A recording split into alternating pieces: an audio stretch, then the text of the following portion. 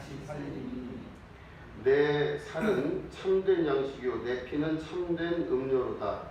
내 살을 먹고 내 피를 마시는 자는 내 안에 거하고 나도 그의 안에 거하나니 살아계신 아버지께서 나를 보내심에 내가 아버지로 말미암아 사는 것 같이 나를 먹는 그 사람도 나로 말미암아 살리라.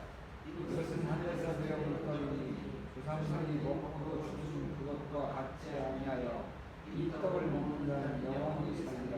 아멘. 네, 여기 보시면은 맨 위에 이제 요한복음 6장 47절에 이런 말씀이 있죠. 진실로 너희에게 이르노니 믿는 자는 영생을 가졌나니 내가 곧 생명의 떡이니라 이렇게 말씀하고 있습니다. 근데 여기 보면 진실로 이렇게 돼 있죠. 근데 이 진실로가 히라보 성경을 보면 아멘 이렇게 돼 있어요. 예수님이 하신 그 말씀을 이제 아람어로 그러니까 히라보로 적으면 아멘인데 그 아멘이라는 뜻은 여러분 잘 아실 겁니다. 아멘은 확실히 그렇다는 겁니다. 확실하다는 거예요. 그러니까 예수님은 지금 본인이 하신 말씀이 진리라는 거를 입증하시기 위해서 아멘 그렇게 확신하셨습니다. 예수님이 아멘 하셨어요. 그건 뭐냐면 자신의 말에 내 말은 진짜다라고 말씀하시는 겁니다. 그러니까 예수님의 전부를 다 걸고 말씀을 하시는 거예요. 아멘. 그게 바로 뭐냐면 진실로 너희에게 이르노니 믿는 자는 영생을 가졌나니 내가 곧 생명의 떡이니라. 그러니까 믿는 자는 영생을 가지게 되는 겁니다. 이 말씀을 하시면서 모든 것을 다 거셨어요. 이게 진짜다 그거 말씀하시는 겁니다. 영생이라는 건 죽지 않는다는 말씀입니다. 사람은 죽지 않는 존재가 되어야 됩니다. 흙으로 났으니 흙으로 돌아가는 존재가 되면 안 됩니다. 흙에서 왔으니 흙으로 가는 건 마땅한 일입니다. 태어난 대로 돌아가는 것은 마땅한 거죠. 그런데 우리는 흙에서 나서 흙으로 돌아가는 자가 되려고 신앙생활하거나 또 흙에서 나는 자로 돌아가려고 하나님이 우리를 택하지 않으셨습니다. 하나님은 우리를 택하신 이유를 영생하는 영의 사람으로 우리를 만드시기 위해서 또 그렇게 회복시키기 위해서 우리를 택하여 부르신 것입니다. 살다가 죽는 것은 누구에게나 있는 정한 이치입니다. 누구나 태어났으면 살다가 누구나 그냥 가게 돼 있습니다. 그거는 아무런 의심의 여지가 없어요. 그런데 태어났다가 흙으로 났으니까 흙으로 돌아가는 사람은 다 그렇게 하지만 흙으로 났다가 영생으로 돌아가는 사람은 몇 명 되지를 않는다는 것입니다. 우리는 영으로 난 자로서 하나님의 자녀로서의 권세를 가지고 살고 또 하나님께로 돌아갈 수 있는 우리가 되어야만 됩니다. 그렇기 때문에 이 땅을 살면서 흙으로 살지 말고 영으로 살 수 있으셔야 돼요. 흙으로 산다는 말은 육으로 산다는 겁니다. 육은 흙으로 만들어져 있기 때문에 육체대로 산다는 것은 흙에서 난 대로 사는 거예요. 그냥 자기 살고 싶은 대로 내 하고 싶은 대로 살면 그 사람의 육의 소욕을 채울 수가 있습니다. 그런데 하늘로부터 온 영으로 난 사람은 영의 소욕대로 살게 돼 있어요. 그러니까 우리는 육으로 나서 육으로 가는 자가 아니라 흙에서 나서 흙으로 가는 자가 아니라 영에서 나서 영으로 가는 자가 되어야만 됩니다. 그래서 하나님께서 그 코에 생기를 불어넣으시니 그 사람이 생영이 됐다는 것처럼 우리는 그 영적인 삶을 살 수 있으셔야 돼요. 육적인 삶이 아니라 영적인 삶을 사는 자가 되어야 됩니다. 이 사람은 세상과 달라요. 세상은 그 평화와 그 진실을 알 리도 없고 알 수도 없습니다. 그러니까 신앙생활하는 것이 재미가 없고 그런 사람들은 영적이지 않기 때문에 아무리 들어도 아무리 신앙생활해도 그 재미에 빠질 수가 없어요. 왜냐하면 영이 없는 상태에서 육체만 갖고 있다가 영적인 세계로 들어가려니까 쉽지가 않은 겁니다. 해도 안 되는 겁니다. 안 되는 건 어쩔 수가 없는 거예요. 그런데 영이 우리 안에 계시면 하나님이 주신 영이 우리 안에 있으면 그 사람은 육의 생활이 아니라 영의 생활 가운데로 들어가기 시작해요. 영적인 자가 된다는 뜻입니다. 오늘 말씀은 너무 중요한 말씀인 것이 예수님이 그 말씀을 아주 직접적으로 말씀하셨고 특별히 강조하셔서 아멘 진실로 내가 이르노니 너희가 너희에게 이르노니 믿는 자는 영생을 가졌나니 내가 곧 생명의 떡이라 이렇게 말씀을 시작하는 것을 볼 수가 있습니다. 예수님은 생명의 떡이라고 본인을 말씀하셨어요. 그러니까 너희들은 나를 먹고 나를 마시라 그 말씀하시는 거죠. 보시면은 내가 생명의 떡이니 너희들이 지금까지 너희 조상들이 광야에서 만나를 먹었는데 그 사람들은 다 죽었다 이거예요. 그건 다 죽었습니다. 그건 뭐 특별한 얘기가 아니죠. 그러나 나는 하늘에서 내려온 살아있는 떡이니, 그러니까 만나가 아니라 예수님이 두 번째 만나신 거예요. 두 번째 만나인 예수님이 살아있는 떡이니 이 사람이 떡을 먹으면 곧 영생하리라. 내가 줄 떡은 곧 세상의 생명을 위한 내 삶이니라 하시니라 이렇게 말씀하세요. 그러니까 예수님의 살을 먹으면 그 사람은 영생하는 자가 되는 겁니다. 그리고 그럴 때 이제 그 52절에 보면 그러므로 유대인들이 서로 다투어 이르되 이 사람이 어찌 능히 자기 살을 우리에게 주어 먹게 할까 했느냐. 이해가 안 되죠. 예수님의 말씀은 비유가 많으세요. 내 살을 먹으라 그러면 이 팔을 내놓고 뜯어라 이런 거로 이 유대인들은 이해한 겁니다. 그런데 그러니까 이 유대인들이 우리만 이상한 게 아니라 유대인들이 보기에도 이상한 말씀을 하신 거예요. 내 살을 먹으라 하는 말이 이해가 안 되는 거예요. 그럼 어떻게 살을 뜯어 먹으란 말인가? 이해가 안 돼요. 또 두 번째 보면 예수께서 이르시되 또 거기까지만 되면 좋은데 진실로 이르노니 인자의 살을 먹지 아니하고 인자의 피를 마시지 아니하면 너희 속에 생명이 없느니라 이렇게까지 말씀하세요.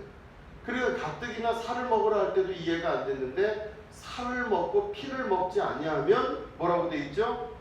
너희 속에 생명이 없느니라 이렇게 말씀하고 있어요. 이걸 보시면은 자 예수님이 바라보시는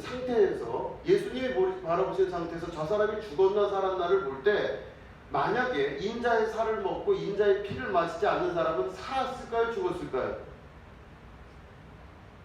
인자의 살을 먹지 않고 인자의 피를 마시지 아니하면 너희 속에 뭐가 없다고요? 생명이 없다고 그랬죠. 그러면 그 사람은 살은 거예요? 죽은 거예요? 죽은 겁니다. 그러니까 예수님이 보실 때 저 사람이 하나님 말씀 먹지 않고 하나님의 피를 그러니까 예수님의 살을 먹지 않고 예수님의 피를 마시지 아니하면 그 사람은 사람들이 볼 때 살아있는데 있으나 예수님 볼 땐 죽은 거예요. 저 사람은 죽은 겁니다. 그 죽은 사람은 그 사람의 영이 없기 때문에 영이 죽었단 말이에요. 그럼 그 사람은 인생이 어떻게 되냐면 흙으로 태어났으니까 흙으로 돌아가는 게 당연한 겁니다. 그 사람의 인생은 살다가 죽고 그냥 흙으로 가는 게 끝이에요. 아무것도 없어요. 그냥 끝입니다. 그러면 그 사람의 삶은 그저 태어났다가 그저 때가 돼서 죽어요. 왜냐하면 그 속에 예수님의 살과 예수님의 피가 없으니까 그냥 그렇게 살다가 죽는 거예요. 왜냐하면 그는 살았으나 죽어있는 자라는 뜻이에요. 그죠? 예수님의 살과 피를 마시지 아니하면 살을 먹고 피를 마시지 아니하면 그 사람에게는 생명이 없다. 그렇게 말씀하신 거예요. 그러면 내 살을 먹고 내 피를 마시는 자는 영생을 가졌고 마지막 날에 내가 그를 다시 살리리라 이렇게 말씀하세요. 그러니까 영원히 죽지 않는다는 말씀을 계속 하고 계시는 겁니다. 내 살은 참된 양식이고 내 피는 참된 음료로다. 내 살을 먹고 내 피를 마시는 자는 내 안에 거하고 나도 그의 안에 거하나니. 그러니까 그 말씀이 풀렸어요. 여러분 예수님 말씀이 너희 누구든지 내 말이 너희 안에 거하고 너희가 내 안에 거하면 무엇인지 구하라 그럼 이루리라 말씀하셨죠. 그죠? 근데 그 말씀이 여기랑 이어진다는 것을 아시면 돼요. 그죠? 뭐라고 그러셨어요? 내 살을 먹고 내 피를 마시는 자는 내 안에 거하고 또 나도 그의 안에 거하나니 그랬죠. 그러니까 예수님의 살과 피를 먹고 마시는 자는 예수님 안에 거하고 또 예수님이 내 안에 거하는 자가 되는 거예요. 그렇게 되는 겁니다. 자, 뭐 계속 이어질 테니까 뒤에 넘겨보시면 살아계신 아버지께서 나를 보내심에 내가 아버지로 말미암아 사는 것 같이 나를 먹는 그 사람도 나로 말미암아 살리라. 이것은 하늘에서 내려온 떡이니 조상들이 먹고도 죽은 그거와 같지 아니하여 이 떡을 먹는 자는 영원히 살리라. 이렇게 말씀하고 계시는 거예요. 그럴 때 보면 사람이 예수님이 바라보시는 생명이 한 가지가 아니라 그랬죠. 우리 사람들이 바라보는 생명은 하나입니다. 저 사람이 지금 숨을 쉬냐 숨을 쉬지 않냐만 보면 살았는지 죽었는지 알 수 있어요. 근데 예수님이 보시면 그 사람이 살았다와 죽었다가 명확히 갈라져요. 저 사람은 살아있는 것 같으나 죽었어요. 그죠? 여기 보시면은 마태복음 4장 1, 2절, 3, 4절 보면 그때에 예수께서 성령에게 이끌려 마귀에게 시험을 받으러 강야로 가사 40일을 밤낮으로 금식하신 후에 줄이신지라. 이제 40일 동안 식사를 못 하셨어요. 그거는 다시 말해 육체의 끝이에요. 이제 육체가 거의 끝까지 온 겁니다. 그때 시험하는 자가 예수께 나와서 이르되 네가 만일 하나님의 아들이여든 명하여 이 돌들로 떡덩이가 되게 하라. 예수께서 대답하여 이르시되 기록되었으되 사람이 떡으로만 살 것이 아니요 하나님의 입으로부터 나오는 모든 말씀으로 살 것이라 하였느니라 하시니, 여기 정확한 표현은 뭐냐면 사람이 떡으로만 살 수는 없다 이거예요. 사람이 밥만 먹고 살 수는 없다. 그러니까 사람이 완성이 되려면, 그 사람이 온전하고 완전한 사람이 되려면 그 사람이 사는 방법이 떡으로만 먹고 사는 게 그 사람이 아닌 거예요. 사람은 하나님의 입에서 나오는 말씀으로 살아야 그 사람이 사람인 거예요.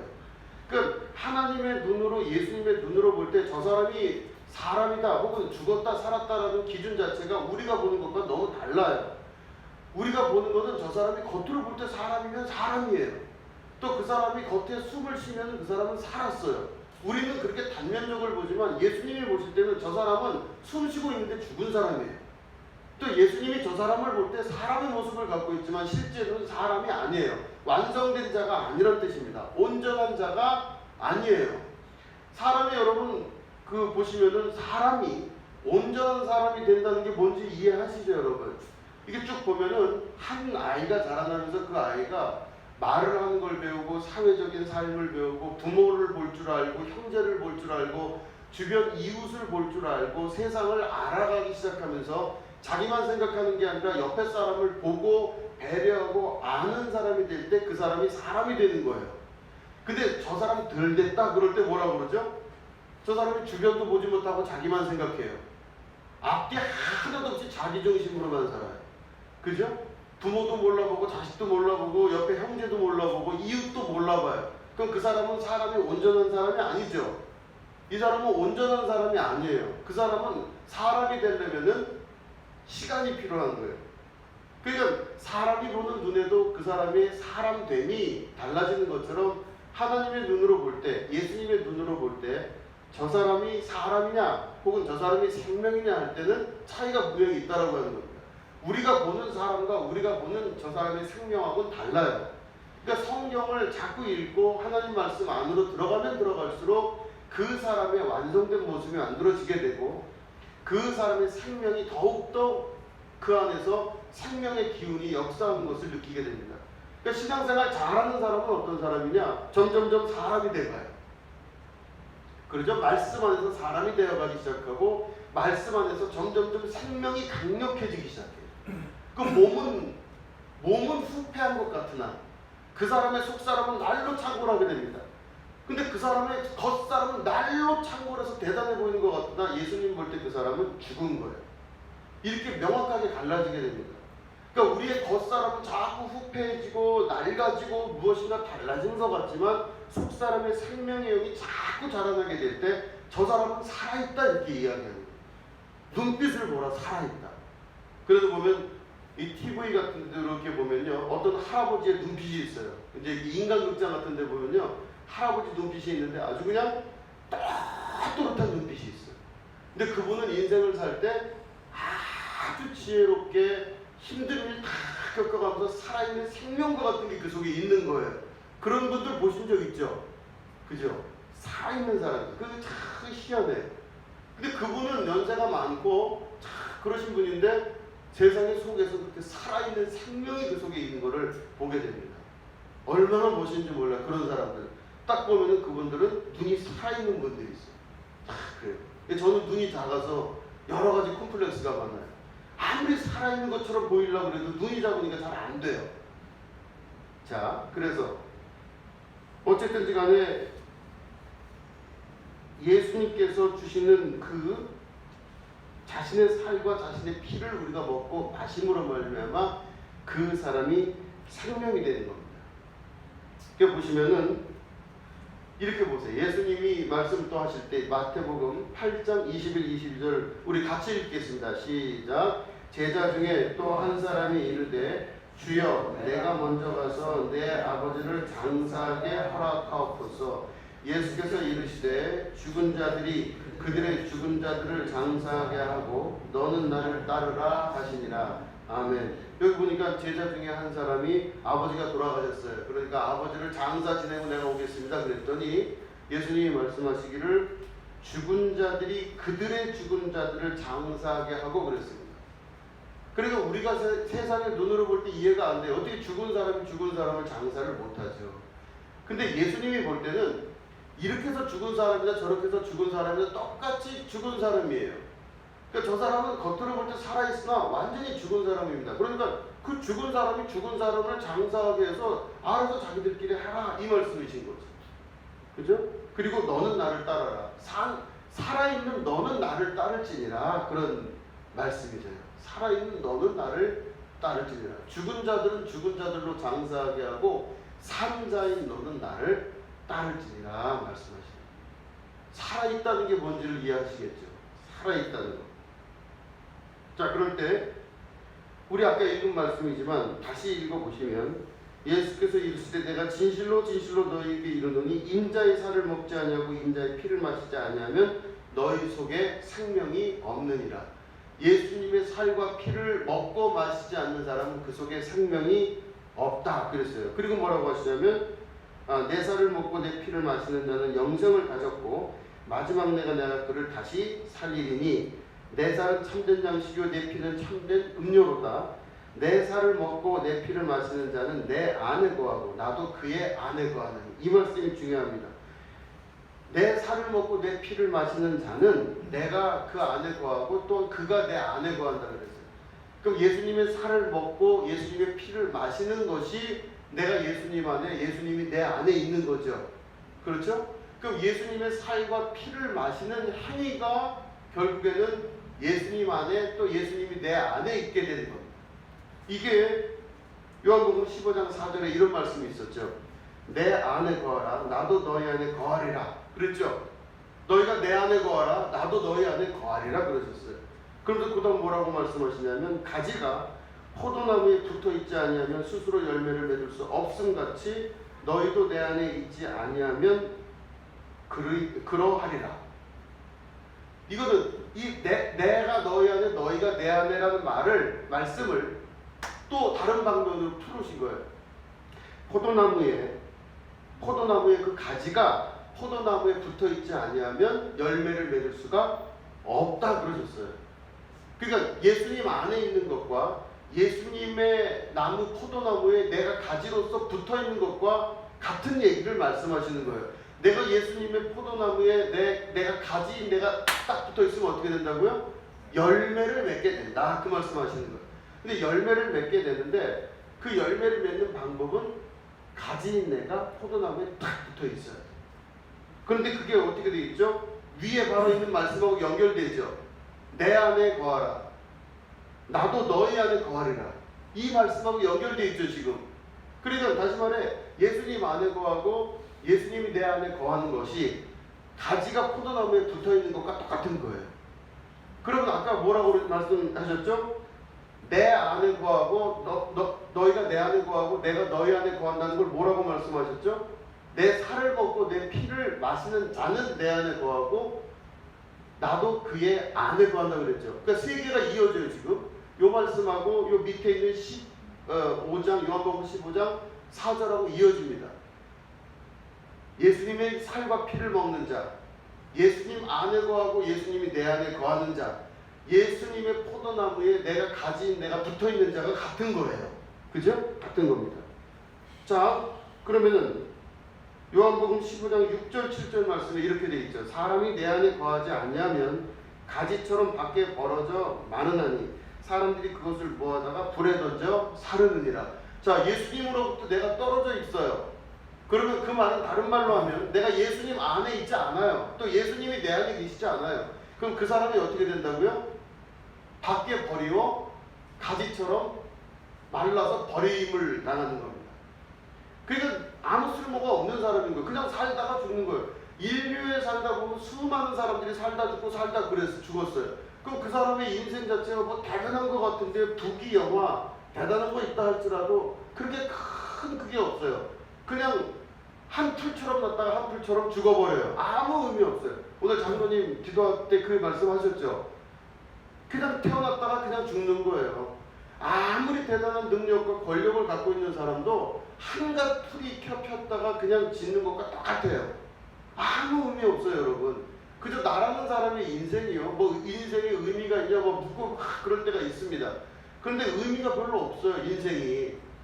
그냥 수많이 살다간 사람 중에 하나예요. 그것도 인류의 역사와 뭐 지구의 우주적 역사가 138억 년이라고 이야기를 하는데 그 어마어마한 인류의 태고적 역사부터 시작해가지고 지금까지 수많은 사람이 살다 죽고 그랬어요. 나만이 뭐 대단한 인생이라는 건 없어요. 근데 그렇게 그냥 왔다가 가고 왔다가 가는 별거 아닌 인생의 한 종류밖에 안 되는 우리의 인생이라면 그 인생이 무슨 의미가 있겠으며 무슨 대단한 게 있겠습니까? 아무런 의미 없어요. 그게 근데 그런 허망한 인생이라고 그러면 도대체 거기 하나님은 어디 계시며 인생에 무슨 의미가 어디 있겠어? 아무 의미를 찾을 길 없는데 하나님의 말씀 안에 있으면 그 사람은 인생의 삶에 진짜 의미가 있는 겁니다. 그런데 이런 허망한 듯한 이야기들이 어디서 번지기 시작하냐? 사람이 가지가 그 나무에 붙어 있지 아니하면 가지가 말라지기 시작하면서 밖에 버리고 사람들로부터 버림을 당하고 밟힌다는 겁니다. 소금이 그 맛을 잃으면 무엇으로 짜게 합니까? 그 사람 밖에 버려져 그냥 밟히는 겁니다. 살다가 그냥 몇 년 살다가 끝나버리는 인생으로 인생이 끝나버리는 무슨 의미가 있겠어요? 왜 그래요? 그 사람이 말씀 예수님의 안에 거하지 아니하고 예수님의 살과 피를 먹지 아니하는 사람은 가지 밖에 버려서 그냥 말라서 버리는 하나 의미 없는 인생으로 전락하고 마는 겁니다. 무슨 인생의 의미가 있겠어요?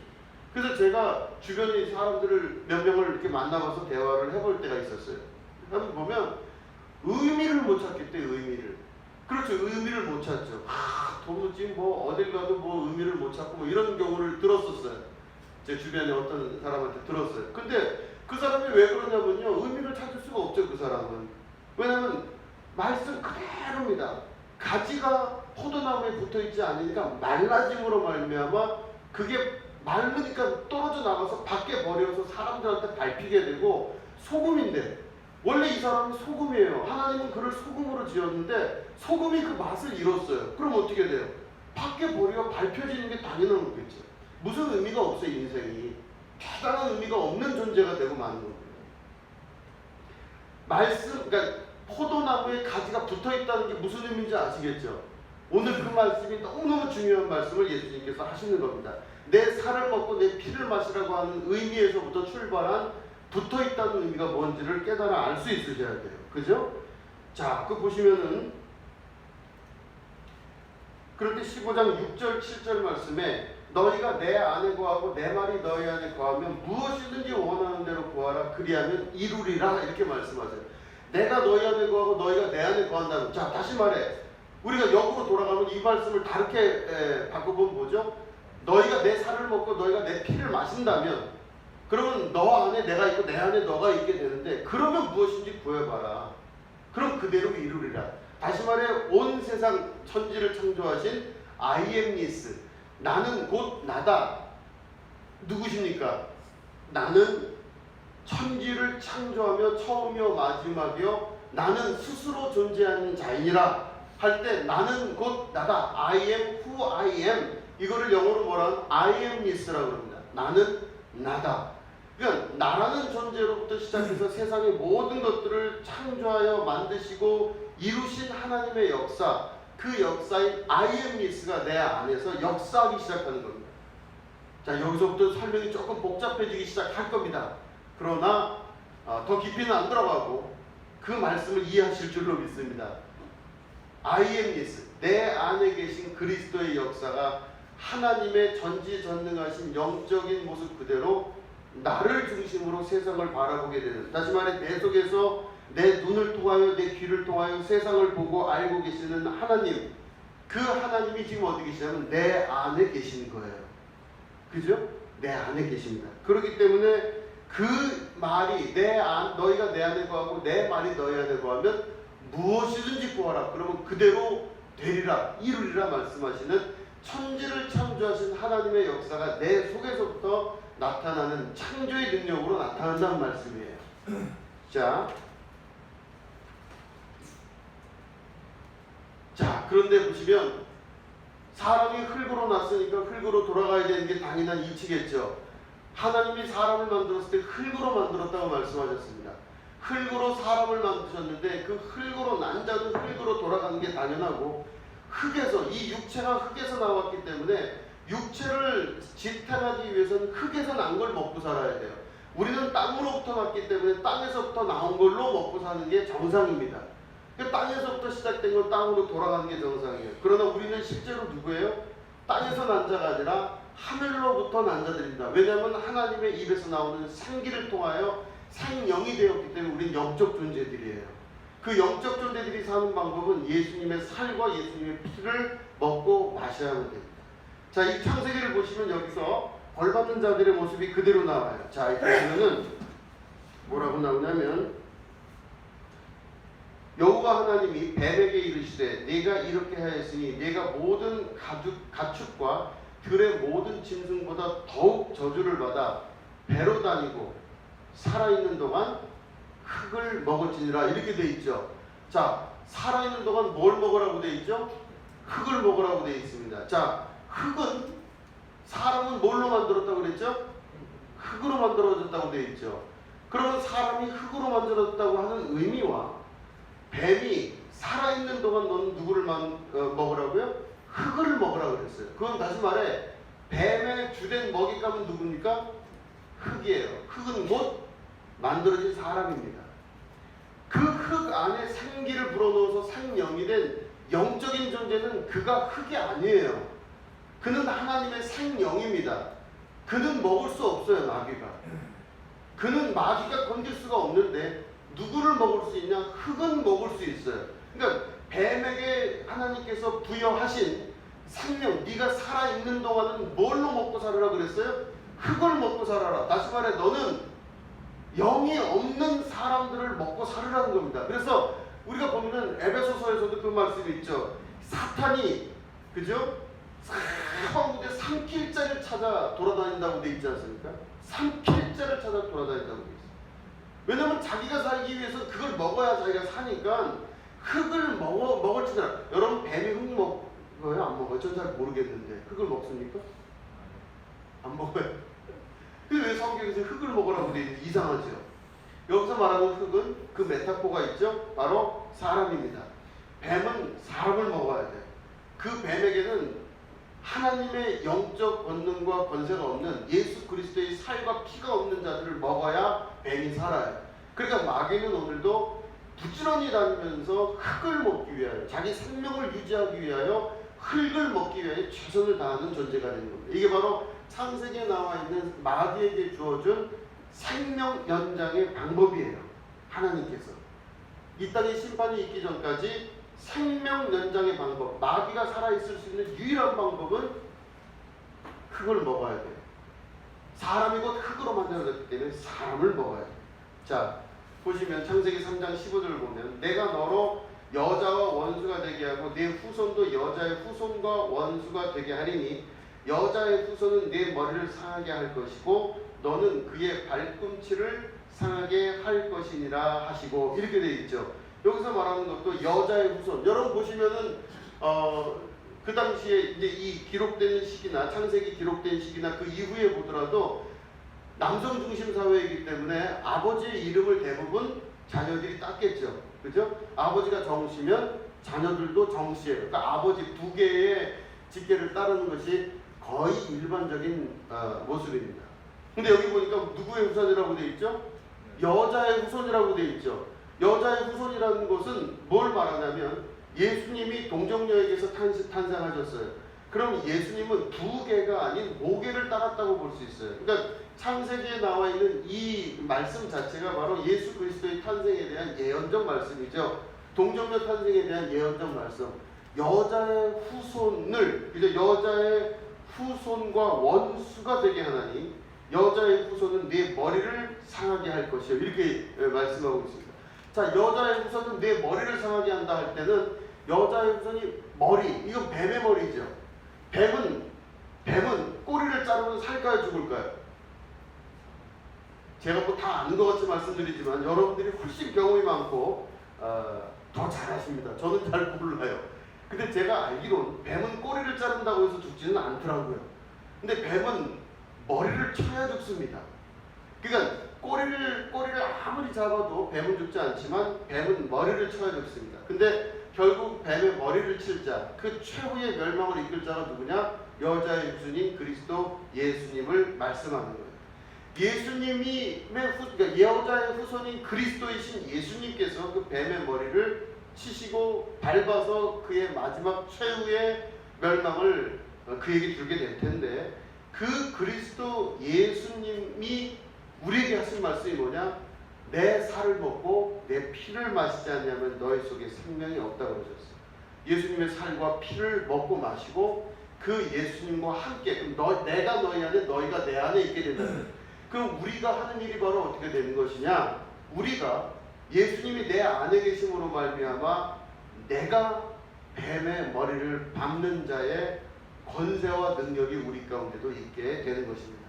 마귀는, 악한 마귀 사단의 권세들은 흙을 먹는 것이 자기의 생명이기 때문에 흙으로 만들어진 모든 육체를 가진 자들에게 공격하여 그들을 붙들어서 자기 것으로 만들고 그들을 삼키려고 하지만, 그리스도의 영이신 성령 하나님이 함께 하시고 그리스도의 살과 피를 먹은 우리들은 예수 그리스도의 전체이시기 때문에, 우리의 머리가 예수님이시고 우리의 몸, 교회는 그리스도의 몸이니까 우리는 절대로 마귀가 건질 수도 없고 마귀가 우리를 상하게 할 수가 없습니다. 오히려 우리가 어떻게 한다고요?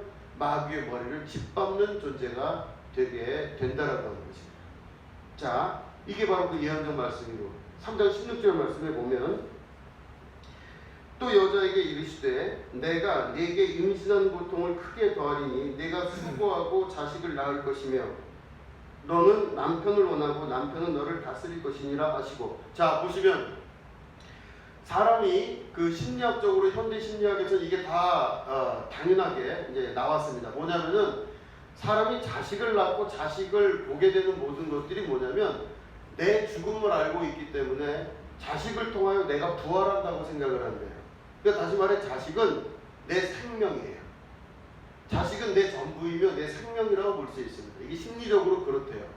자, 보시면은 내가 죽을 걸 알기 때문에 자손을 번창시키는 겁니다. 그 사람들 안에 있는 메커니즘은 우리가 죽음이 점점 가까이 올수록 자식들이 많아지는 거에 대해서는 소망이 커지기 시작해요.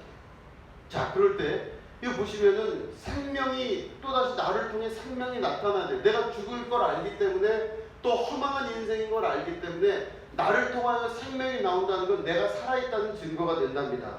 그런데 생명 하나를 낳기 위해서 우리들이 해야 되는 게 바로 뭐냐? 여기 이제 하와에게 준 하나님의 저주죠. 생명을 얻기 위해서는 네가 수고하고 자식을 낳아야 된대. 그러니까 고통 가운데 생명 하나가 탄생을 하게 되는 겁니다. 그러니까 내가 생명을 얻는 게 또 다른 생명을 얻는 것 자체가 너무너무 고통스럽게 그 생명이 나오게 되는 걸 경험하게 되는 거예요. 생명을 얻기가 쉽지 않다는 것을 평생을 걸쳐서 알게 되는 겁니다. 생명 하나를 얻는 거가 얼마나 어렵다는 걸 깨달아 알게 되는 것이고, 또 뭐라고 이야기하냐면 너는 남편을 원하고 남편은 너를 다스릴 것이니라, 이렇게 됐어요. 이게 하와에게 내린 저주예요.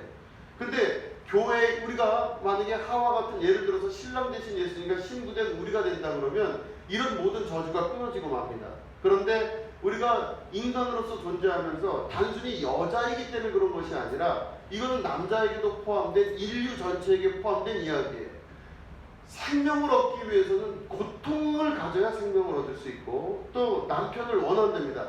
다시 말해 누군가가 나를 붙들고 지배하고 다스려서 나를 이끌어가기를 원한대요. 너는 남편을 원한대요. 그러니까 이거 보면은요, 내가 고통스러운 고통의 지옥 같은 속으로 들어가요. 그래서 보면은 에릭 프롬의 자유로부터의 도피라는 책 말씀드린 적 있죠. 에릭 프롬이 유대인인데요. 이 유대인인 에릭 프롬이라는 사람이 2차 대전 때 독일 나치의 그 아주 그 히틀러를 딱 겪은 다음에 고통스러운 마음으로 자기 유대인들을 적어나가기 시작했어요. 근데 이 사람이 참 사람 심리를 알 수 없다 그래서 자유로부터의 도피라는 책을 내면서 보면은 아니 중세 암흑기 시대에 교회 그 당시에 이제 교회에 폭압, 억압 이런 것들이 강하게 있었던 그 시기에 사람들이 말하고 싶은 거 못하고 그리고 싶은 것도 못 그리고 음악을 하고 싶어도 그 자기가 하고 싶은 음악을 못하는 시대가 있었어요. 그 고통받는 시대. 그리고 막 장원이 발달하면서 평생 노동해도 그 노동으로 얻는 대가가 없었던 그 고통스러운 시대에 살던 사람들이 자유가 주어졌어요. 르네상스가 일어나고 산업혁명이 일어난 다음에 자본이 이동하기 시작하면서 이 사람들이 이제는 자기들에게 자유가 주어지기 시작했어요. 진짜 자유, 민주주의 이런 것들이 일어나면서 자유가 주어졌는데 이 자유를 누릴 줄 알았던 거예요. 돈이 없던 사람이 돈을 줬더니 돈이 많이 생기면서 너무 행복할 줄 알았던 거였어요. 이 자유가 그에게 주어졌는데 사람들이 자유를 갖다가 누구에게 줬냐면은 갑자기 히틀러에게 확 줘버린 거예요. 그 히틀러가 죽으라 그러면 죽고 히틀러가 가라 그러면 가고 히틀러가 이렇게 하라 그러면 히틀러의 말대로 순종하는 사람이 된 거예요. 그 사람의 심리를 알 수 없다 그래서 지은 책이 자유로부터의 도피입니다. 자유를 막 가지고 그렇게 자유를 갖고 싶어 했는데 저 봤더니 그 자유를 누리지 못하는 게 바로 인간의 기본적인 심리다.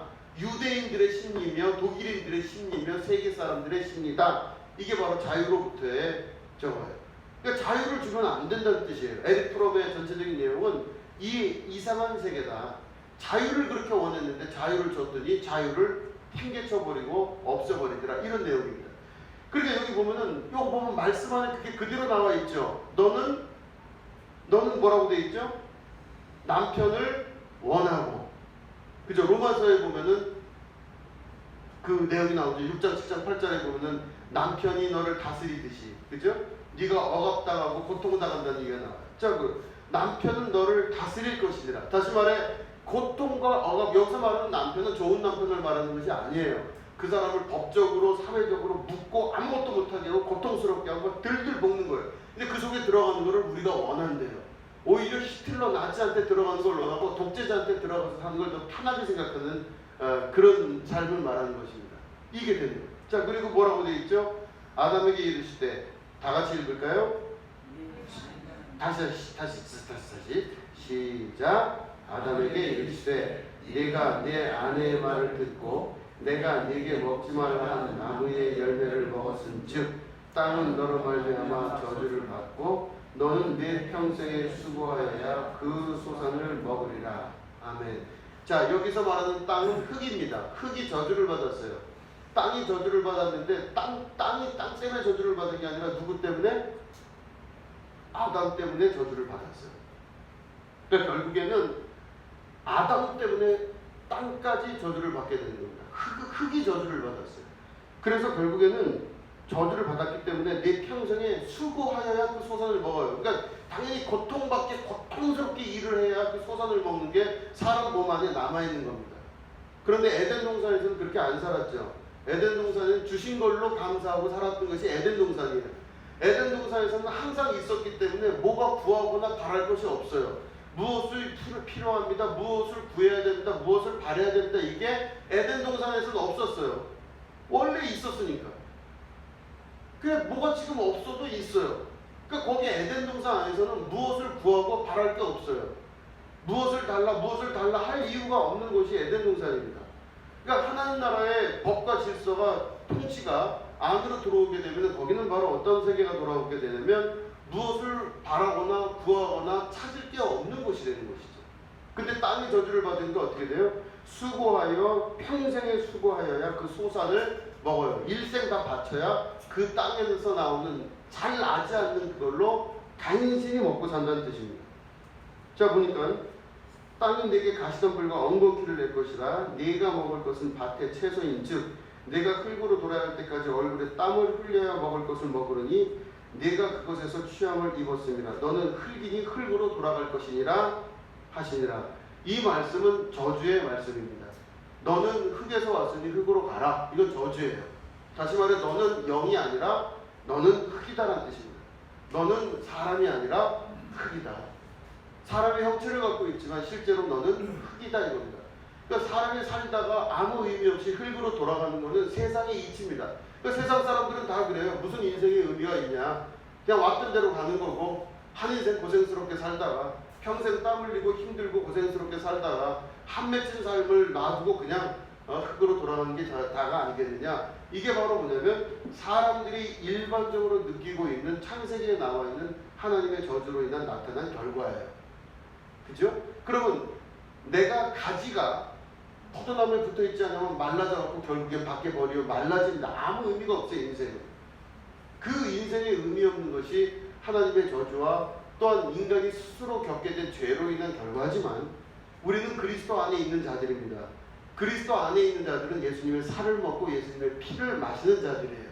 살을 먹고 피를 마시는 자는 예수님이 내 안에 계시고 내가 그 안에 있다는 뜻이죠. 결국에는 내가 가지가 포도나무에 붙어있고 붙어있는 그 포도나무의 가지가 열매를 맺게 되는 게 하나님 나라의 법칙이에요.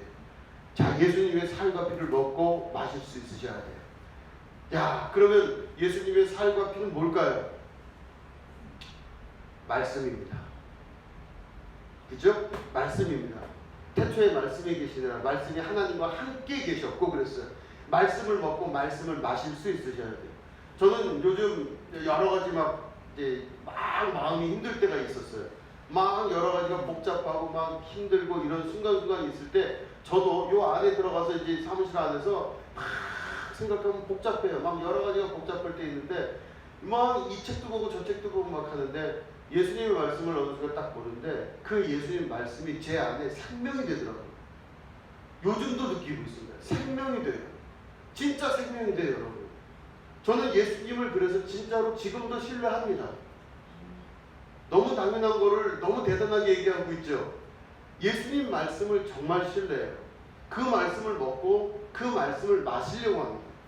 내가 밥을 먹고 물을 마실지언정 차라리 그거 먹고 안 마신다 하더라도 예수님 말씀과 예수님 생명, 예수님의 피를 먹고 마시고 내가 그 말씀을 또 읽고 다시 되새김질하고 맞습니다, 맞습니다. 예수님 맞죠? 정말 그렇게 하실 걸로 믿습니다. 예수님 정말 그러신 거죠. 제가 이 말씀에 신뢰를 더하고 진실로 아멘 아멘 하면서 저에게 하신 이 말씀을 기억하고 따르겠습니다. 이게 계속 제가 되뇌이고 또 되뇌입니다. 그런 말씀을 씹고 또 씹습니다. 단물 다 빠진 껌처럼 또 씹고 했을 때 이 말씀이 내 안에 생명이 되고 나를 살리는 힘이 되고 나와 함께 하시는 그리스도의 거룩한 영이 오늘도 그 말씀으로 살아가게끔 저를 만들어 가시는 거예요. 그러니까 여러분들에게도 그런 은혜가 함께 있기를 정말 주님의 이름으로 축원드립니다. 힘들고 어렵습니다. 주변 사람들의 삶을 바라보거나 주변 사람들이 하는 말을 들으면 인생은 의미가 없습니다. 무슨 의미가 있겠습니까? 대단한 거가 있을 것 같지만 하나도 없습니다. 먹고 사는 게 특별히 다른 것도 없고요. 다 하루 3끼 먹고 살고 하루 24시간 같이 쪼개서 삽니다. 특별한 옷도 없고 특별히 다른 나쁜 옷도 없고 좋은 옷도 없어요. 특별할 것도 없습니다, 세상에. 그런데 정말로 특별할 거 없고 대단할 거 없는 우리가 생각하고 있는 이 세상의 이치 가운데 그리스도의 말씀으로 살고 먹고 마시는 자는 그 안에 생명이 있음으로 말미암아 겉사람은 부패하나 속사람이 나로 창궐게 되는 축복을 경험하게 되는 겁니다. 정말 여러분 예수님 말씀 여러분 드시고 그죠? 또 말씀을 씹고 또 씹고 해서 여러분 안에 한 예수 그리스도의 거룩한 말씀이 임함으로 무슨 일이 있든 예수께서 내 안에서 하시는 말씀을 들을 수 있는 여러분들 안에 장치를 갖고 계셔야 돼요. 세상에 돌아가는 이치와 모든 것들은 우리가 대부분 많이 알고 있지만 그 이치가 나를 살리는 게 아니라 내 안에 계신 그리스도께서 나를 살리십니다. 내가 생명을 얻는 방법은 이 흙인 내가 생명을 얻는 방법은 예수 그리스도의 말씀이 내 안에서 역사할 때 그 사람이 생명을 얻게 되는 것이죠. 여러분 우리가 이 말씀 가지고 붙들고 최선을 다해서 말씀 읽고 또 말씀 되새겨서 여러분들 삶과 인생에 성령 하나님의 생명의 능력과 또 열매 맺어서 기쁨으로 여러분들이 그 단을 가지고 돌아가는 축복의 여러분들의 삶이 되시기를 주님의 이름으로 축원드립니다. 기도하겠습니다. 하나님 아버지 감사합니다. 우리 안에 주시는 그리스도의 거룩한 말씀